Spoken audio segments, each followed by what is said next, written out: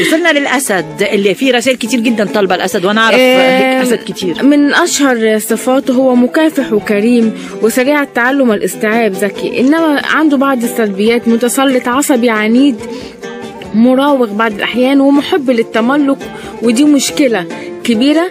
لو قلنا مشاهير برج الأسد اللي اشتهروا على المستوى العالمي، نابليون بونابرت وعمر الخيام، هنقول الأسد كل سنة وانت طيب. 2015 من أحلى الأبراج اللي هتستمتع فيها بكل أوقاتك العاطفية والاجتماعية. ستكون سنة غنية جدا بمشاريع جديدة في جميع مجالات حياتك، وكوكب جوبيتر سيساعدك في تحقيق طموحك أو مساعيك في هذه السنة، وستجد حلول كثيرة لمشكلات لم تحل حتى الآن. وقد آن الأوان لاتخاذ قرارات بالنسبة لمستقبلك سواء في حياتك المهنية أو الشخصية. هذا هو الوقت المناسب التي ستساعدك فيه الكواكب ومواقعها على توازنك العاطفي. وهذه السنة هو الوقت المناسب أيضا لدفن الآلام والإحباطات الماضية والعمل الجاد لتأكيد مستقبل أكثر إشراقا. وإذا تعمل في المجال الفني فهذا في الوقت المناسب لتظهر للعالم وإبداعاتك تفردك، فالشهرة والمجد في انتظارك.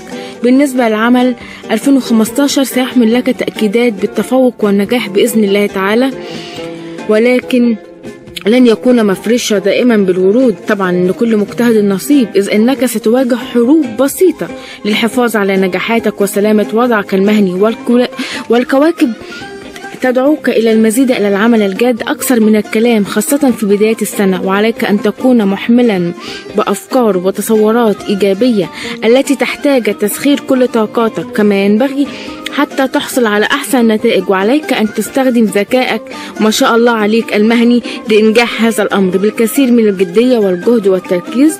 وثق أنه بالنص الثاني سترى مشروعاتك إلى النور. بالنسبة للاقتصاد سنة متوسطة بالمال في النص الأول، ولكن ابتداء من 12 أغسطس حتى انتقال جوبيتر في العذراء وهو البيت الثاني لك ستكون مزدهر ماليا جدا ما شاء الله، وخمسة وخميسة.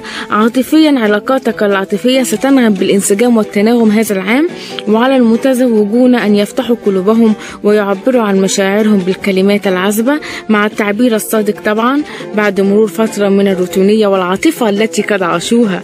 الصحة جيدة، والأسرة احترس من أي مشادات عائلية مع الأسرة، وخلي بالك من سوء التفاهم ما تحبكهاش قوي. السفر متاح لك السفر طول هذه السنة. نصيحة لك، هناك مجال لتغيرات كبيرة في طريقها إليكم هذا العام، فاستغلوها جيدا. وستتأثرون بتأثيرات من كوكب نبتون وزحل، فيجب أن ينصرفون بما يملأه عليه ضمائرهم، ولا يرتكبون أمور قد يندمون في المستقبل، وخصوصا فترة وقوع زحل بالقوس. ويا ريت تفهموا معنى كلامي. ابعدوا عن الخطيئة يا أسد، ابعدوا عن الخطيئة يا أسد.